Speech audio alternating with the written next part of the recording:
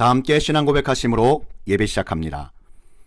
전능하사 천지를 만드신 하나님 아버지를 내가 믿사오며 그 외아들 우리 주 예수 그리스도를 믿사오니 이는 성령으로 잉태하사 동정녀 마리아에게 나시고 본디오 빌라도에게 고난을 받으사 십자가에 못 박혀 죽으시고 장사한 지 사흘 만에 죽은 자 가운데서 다시 살아나시며 하늘에 오르사 전능하신 하나님 우편에 앉아 계시다가 저희로서 산자와 죽은 자를 심판하러 오시리라.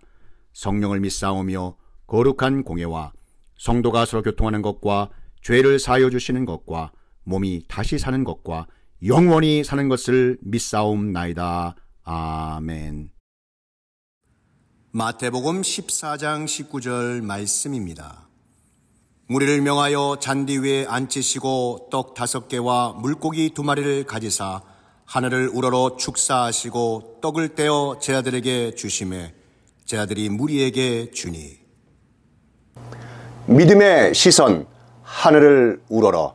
마태복음 14장 19절 말씀입니다. 우리는 인생에 갑자기 문제가 생기면 어떻게 해야 할지 도무지 알지 못하여 방황할 때가 참 많습니다.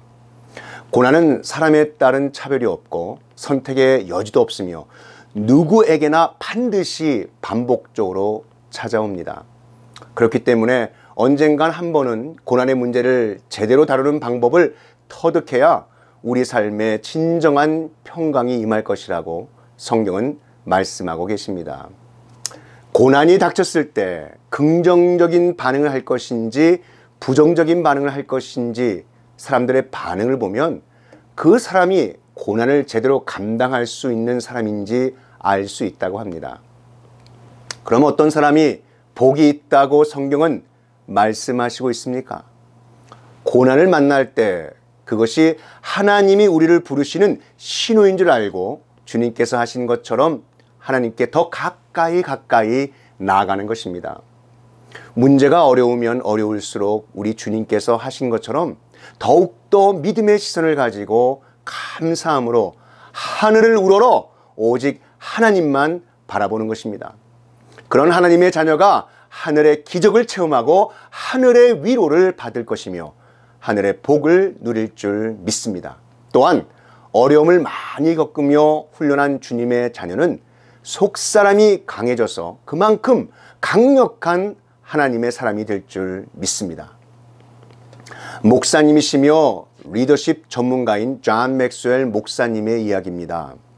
이 존 맥스웰 목사님이 극심한 심장병으로 병원에 갔을 때였습니다. 담당 의사 선생님은 목사님에게 이렇게 말했습니다. 목사님, 살고 싶으시면 철저하게 다이어트에 신경 써야 합니다. 그런데 그때까지 존 맥스웰 목사님은 건강을 위하여 다이어트를 시도했지만 한 번도 그 다이어트에 성공하지 못했습니다. 왜냐하면 초콜릿과 땅콩버터를 끔찍하게 좋아했기 때문에 도저히 그것을 포기할 수 없었습니다. 그러나 이번에는 대가를 치르기로 결심했습니다. 초콜릿과 땅콩버터가 없는 생은 의미가 없다고 할 만큼 좋아했지만 먹지 않기로 단단히 결심했습니다. 왜냐하면 생명을 지키는 것이 더 큰 가치가 있다고 느껴졌기 때문입니다. 존 맥스웰 목사님은 리더십 전문가로서 수많은 사람들의 문제에 대하여 강연을 해왔지만 자신 역시도 또 다른 문제를 안고 있었습니다. 그러나 믿음의 시선을 가지고 더욱더 열심히 사역하시기 위해 긍정적인 반응을 선택한 것입니다. 세상이 시작된 이래로 세상에 문제가 없었던 적이 없었습니다. 하나님께서 천지를 창조하시고 첫사람인 아담과 하와 때부터 하나님과의 관계와 부부 갈등의 인생 문제가 발생했습니다. 세상의 모든 사람은 나름대로의 문제를 안고 살아갑니다. 뿐만 아니라 사람들이 문제를 대하는 태도 또한 각 사람이 안고 있는 문제만큼이나 아주 다양합니다. 성경에는 많은 사람들이 문제를 대하는 태도가 기록되어 있습니다. 문제의 부정적인 반응으로 사울 왕은 자신의 문제를 아담과 하와처럼 백성에게 그 이유를 돌렸습니다. 아합과 이세벨은 어떻습니까? 그들은 폭력적인 방법을 동원하거나 요나 선자처럼 문제로부터 도망가거나 아나니아와 삽비라처럼 거짓의 방법을 사용했으며 가룟 유다처럼 후회스러운 방법을 사용하기도 했습니다. 그러나 하나님께서는 잠언 3장 5절 6절 말씀에서 너는 마음을 다하여 여호와를 신뢰하고 내 명철을 의지하지 말라. 너는 범사의 그를 인정하라. 그리하면 내 길을 지도하시리라. 아멘. 이 말씀처럼 인생의 문제를 하나님께 내놓으라고 분명하게 말씀하십니다. 하지만 법은 멀고 주목은 가깝다라고 했듯이 주님의 자녀라 해도 하나님의 말씀보다 자신의 현실에 눈이 어두워질 때가 많습니다. 여러분은 인생의 문제 앞에서 어떻게 반응하고 계십니까?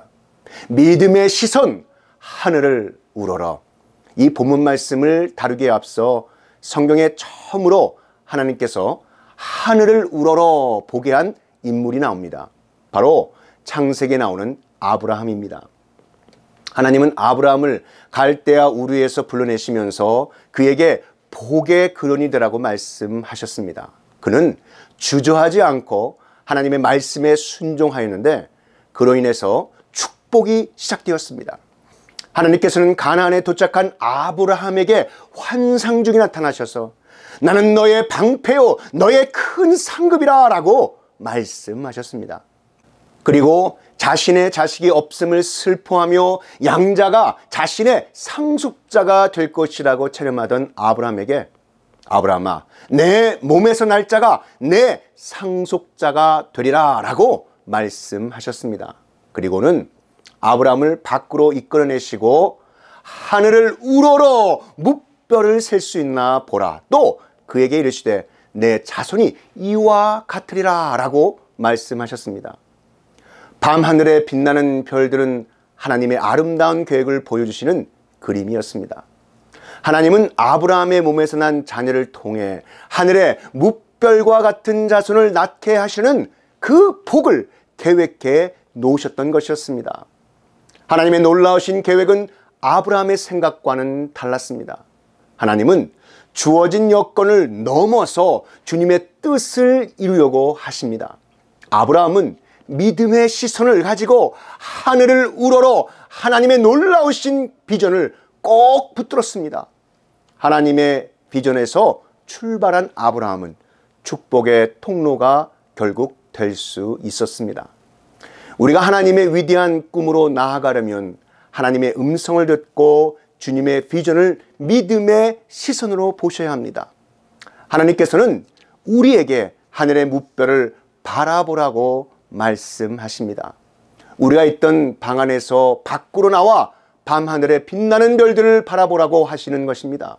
그것은 그저 자연물에 지나지 않았지만 하나님의 놀라운 계획을 말씀하시는 영적인 비유였습니다. 꿈을 꾸는 것, 비전을 가지는 것은 하나님이 보여주시는 것을 믿음의 시선으로 볼 수 있는 영안이 열린 것입니다.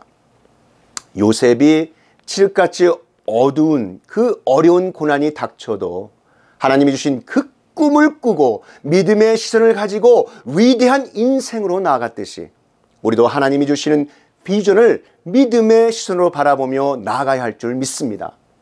고린도전서 2장 9절 10절 말씀에 기록된 바 하나님이 자기를 사랑하는 자를 위하여 예비하신 모든 것은 눈으로 보지 못하고 귀로 듣지 못하고 사람의 마음으로 생각하지도 못하였다 함과 같으니라. 오직 하나님이 성령으로 이것을 우리에게 보이셨으니. 아멘. 하나님께서 보여주시는 비전, 하나님의 그 보여주신 하늘의 무별이 우리의 꿈, 우리의 비전의 시작인 줄 믿으시길 축복합니다. 아브라함은 자신의 자녀가 하나도 없는 가운데에도 하늘의 무별과 같이 자신의 자녀가 생육하고 번성하는 믿음의 꿈을 꾸어 놀라운 복을 받았습니다.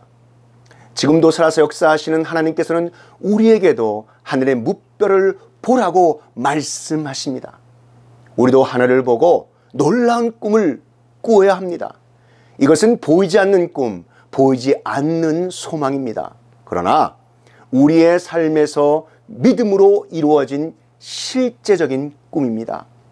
우리의 보이는 현실을 넘어서 하나님께서 주시는 번영의 꿈, 놀라운 성공의 꿈, 하늘나라를 우러러보는 믿음의 시선이 있는 비전의 꿈을 꾸시기 바랍니다. 오늘 본문에 예수님께서는 문제 앞에서 하늘을 우러러 감사하시며 오히려 오병이어의 기적을 베푸셨습니다. 예수님께서는 주님을 따르는 수많은 사람들의 그 배고파함을 아셨습니다. 제자들이 한 어린 아이의 도시락이었던 보리떡 5개와 물고기 2마리를 주님 앞에 가져오자 그 작은 것을 가지시고 하늘을 우러러 보시며 축사하시는 모습이 나옵니다. 그때 그곳에 있던 그 많던 사람들이 배불리 먹고도 12광주리가 남는 놀라운 하나님의 역사가 일어났습니다. 자, 그렇다면 하늘을 우러러 보시는 예수님의 아버지 하나님을 향한 이 믿음의 시선을 통해 우리에게 주시고자 하시는 그 말씀은 무엇일까요? 주님께서 눈을 들어 하늘을 우러러 보셨다는 것은 하나님께 기도하셨을 뿐만 아니라 하나님 아버지의 뜻에 대한 주님의 경외와 순종을 의미합니다. 자, 하늘을 우러러 본다. 이러한 말씀의 뜻은 지극히 높으신 영생하시는 하나님께 영광을 돌리며 감사하면서 찬양한다라는 뜻입니다. 눈을 들어 하늘을 우러러 보았다는 것은 예수님께서 시선을 들어 하늘을 바라보았다는 것을 의미합니다. 하늘을 바라보았다는 것은 단순히 먼 하늘 또는 밤하늘의 별을 보았다는 것이 아니라 하늘의 하나님을 우러러 보았다는 것을 의미합니다. 하늘의 하나님을 보았다는 것은 주님께서 하나님과 시선을 맞추셨다라는 것을 의미합니다. 그리고 주님께서 하나님의 뜻을 존중하고 따르셨다는 그 말씀을 의미합니다. 이러한 주님의 모습은 복음서 곳곳에서 찾아볼 수 있습니다. 마가복음 7장 34절은 주님께서 귀먹고 말 더듬는 자를 고치실 때 눈을 들어 하늘을 우러러 탄식하듯이 기도하시자 귀가 열리고 맺힌 혀가 풀리는 치유의 역사가 일어났습니다. 요한복음 11장 41절 말씀은 어떻습니까? 죽은 지 나흘이나 지나 벌써 냄새가 진동하는 무덤 속에 나사로를 살리실 때 먼저 눈을 들어 하나님을 우러러 보시고 큰 소리로 나사로야 나오라 라고 부르실 때 죽은 나사로가 살아났음을 증거합니다. 이 모든 일들 속에서 우리 주님은 하나님과 눈을 맞추시며 아버지의 뜻을 물으셨고 그 뜻에 순종하셨습니다. 사건이 다르고 내용이 다르고 대상이 다릅니다. 그런데 이 모든 곳에 선명한 공통점이 있습니다. 눈을 들어 하나님을 우러러 보셨던 주님의 시선과 치유의 손길은 이후 하나같이 아파하는 사람들, 고통 중에 있는 사람들, 눈물 흘리는 사람들에게로 향하셨다는 것입니다. 변화산 사건을 아마 여러분 기억하실 겁니다. 예수님께서 베드로, 야고보, 요한만을 데리시고 산 위에 올라가셨을 때입니다. 세 제자 앞에서 예수님의 얼굴이 해같이 빛나며 옷이 빛과 같이 휘어졌다고 성경은 전하고 있습니다. 그때 눈앞에 모세와 엘리야가 예수님과 더불어 말씀하는 것을 본 베드로가 감격에 겨워 주님께 이렇게 간청합니다. 베드로가 예수님께 여쭈어 이르되 주여 우리가 여기 있는 것이 좋사오니 만일 주께서 원하시면 내가 여기서 초막셋을 짓되 하나는 주님을 위하여 하나는 모세를 위하여 하나는 엘리야를 위하여 하리라. 자, 여러분, 이 부분의 베드로의 말을 단순하게 전하는 마태복음과는 달리 마가복음과 누가복음은 베드로 자신도 무슨 말을 하는 건지 모르고 한 말이라고 설명을 덧붙이고 있습니다. 베드로의 잘못은 변화된 주님의 영광을 바라보았다는 것이 아닙니다. 그의 시선이 그곳에만 고착되어 산 아래 섬겨야 할 사람들이 있다는 것을 잊은 채 자신도 모르는 말을 했다는 것입니다. 오늘날에도 열심히 있는 교회와 그리고 그리스도인들의 문제는 눈을 들어 하늘을 우러러 보지 않는다는 것이 결코 아닙니다. 새벽 기도부터 늦은 밤 철야 기도에 이르기까지 얼마나 하늘을 바라보고 또 바라보는지 모릅니다. 그런데 문제는 하늘을 바라보기는 하는데 그 시선을 하나님 아버지와 맞추지 않는다는 데 있다는 것입니다. 하나님의 시선이 어디를 향하고 계시는지 주님의 시선을 따라가지 않는다는데 그 심각성이 있습니다. 그리스도인이 주님을 바라본다는 것은 주님과 눈을 마주하는 것입니다. 그래서 주님을 바라보면서 또 주님을 바라보면 바라볼수록 주님의 시선이 머무는 주님의 사랑하시는 사람들이 보이셔야 합니다. 교회가 고개를 들어 하늘을 우러러 본다는 그 산 위의 황홀한 영적 체험에 머무는 것이 아니라 산 아래 고통 가운데 있는 연약한 이웃에게로 다가서는 것을 의미합니다. 성령에 충만하여 하늘을 우러러 주목했던 스데반은 하나님의 영광과 및 예수님께서 하나님 우편에 서신 것을 보았습니다. 하지만 그의 눈은 그곳에만 머물지 않았습니다. 그는 하나님의 눈이 향하고 있는 사람들, 바로 자신을 돌로 내리치는 사람들을 향했습니다. 그리고 무릎을 꿇고 이렇게 부르짖었습니다. 주여, 이 죄를 그들에게 돌리지 마옵소서. 그것은 십자가 위에서 주님께서 하나님께 올려드리셨던 바로 그 기도였습니다. 마지막 그 순간까지 눈을 들어 우러러 하나님과 그 시선을 맞추는 그리스도인, 그리스도를 꼭 닮은 사람이었기에 스데반 또한 자신을 돌로 내리치는 이들을 바라보며 그들을 위해 중보 기도할 수 있었습니다. 자, 그렇다면 우리는 어떻습니까? 지난 한 주 우리의 눈은 어디를 향했습니까? 다가오는 이 한 주 어디에 우리의 시선을 맞추며 살아가시려고 합니까?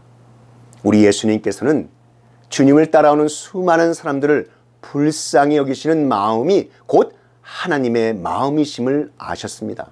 그리고 그 무리들의 가장 필요한 배고픔을 해결할 수 있는 현실적인 문제를 저버리지 아니하시고 지극히 작은 어린아이의 도시락을 그의 손에 담아 가지시고 하나님 아버지를 향한 예수님의 시선의 위치를 잡으셨습니다.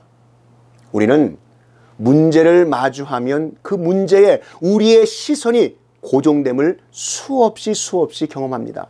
그러나 우리 주님은 무리들의 배고픔이라는 문제 앞에 시선을 떼내어 주님이 두셔야 할, 주님의 시선이 있어야 할 그 자리에 당면한 문제를 해결할 수 있는 하나님 아버지께 주님의 시선을 향하셨던 것입니다. 사랑하는 성도 여러분, 문제를 바라보면 낙심과 좌절만을 만나게 됩니다. 그러나 우리 예수님의 첫 동선은 당면한 문제에서 눈을 떼어버리시고 그의 시선이 있어야 할 위치를 잡으신 것입니다. 이처럼 주님의 방법과 지혜를 배우면 배울수록 시련과 문제는 점점 더 쉬워지고 영적인 훈련이 되는 줄 믿습니다. 인생에서 시련은 늘 오기 때문에 시련을 감당할 영적인 훈련이 우리에게 필요한 것입니다. 이 훈련이 잘된 주님의 자녀에게는 시련과 문제가 더 이상 힘든 폭풍이 아니라 잔잔한 훈풍이 될 줄 믿습니다.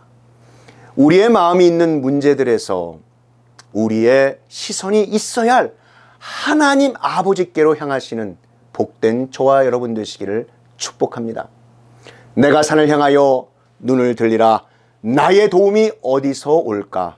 나의 도움은 천지를 지으신 여호와에게서로다. 아멘. 우리의 눈을 들어 하나님이 계신 곳, 하나님의 임재하심이 있는 시온산을 바라보는 것입니다. 세상을 향한 우리의 분주한 시선을 떼어 하나님만 바라보는 믿음의 시선을 갖는 것이 바로 신령과 진정으로 하나님 아버지께 드리는 영적 예배인 줄 믿습니다. 믿음의 시선 때문에 성공하고 실패했던 예가 성경에 있습니다. 바로 베드로 사도입니다. 난파의 위기에 직면한 제자들의 배를 향하여 물 위를 걸어오시는 예수님을 보았습니다. 배에서 뛰어내려 예수님만 바라보는 믿음의 시선으로 물 위를 걸었을 땐 분명히 이 베드로도 예수님처럼 물 위를 잘 걸어갈 수 있었습니다. 그러나 잠시 예수님을 향한 그 시선이 바람과 풍랑으로 바뀌자 바닷물에 빠져 허우적거리는 사람이 되고 말았습니다. 여러분, 믿음은 바로 시선의 싸움입니다. 하나님 아버지께서 우리에게 문제를 허락하시는 이유는 우리에게 당면한 문제를 해결하라고 주신 것이 아니라 그 문제를 다루시는 하나님 아버지를 보게 하심을 믿으시기를 축복합니다. 사랑하는 성도 여러분, 하나님을 바라보는데 결코 늦은 시간이란 없습니다.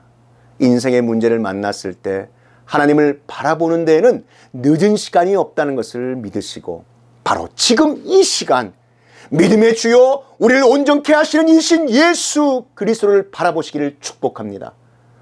현실적으로 우리는 문제 앞에 시선을 뒀을 때 우리는 감사하지 못합니다. 우리가 믿음으로 우리의 시선을 하나님 아버지께 뒀을 때 하나님의 선하심과 전지전능하심을 알기에 그것을 기뻐하며 감사할 수 있는 것인 줄 믿습니다. 예수님께서는 주님의 시선으로 하늘을 우러러보시고 축사하신 이유가 바로 여기에 있었던 것입니다. 자, 여기서 축사란 헬라어로 율로기오인데 이 말의 뜻은 하나님 아버지를 향하여 기쁘게 찬양한다 라는 의미입니다. 사랑하는 성도 여러분, 문제 앞에 어찌할 바를 모를 때 모든 것을 주관하시고 역사하시는 하나님 아버지께 우리의 믿음의 시선을 둘 때 감사와 찬양을 받으시기에 합당하신 하나님 아버지의 일하심을 경험하게 되실 줄 우리 구주 예수 그리스도의 이름으로 축원합니다. 다 함께 기도드리시겠습니다. 하나님 아버지, 우리의 상황과 처지 그리고 어떠한 문제들을 만나든 신실하신 하나님 아버지만을 바라보길 원합니다. 우리가 당면한 현실의 문제 앞에 어찌할 바를 모를 때 모든 것을 주관하시고 역사하시는 하나님 아버지께 우리의 믿음의 시선을 둘 때 감사와 찬양을 받으시기에 합당하신 하나님 아버지의 일하심을 경험하는 복된 하나님의 자녀들이 다 되게 하여 주시옵소서. 이 모든 말씀 우리 구주 예수 그리스도의 이름으로 기도하옵나이다.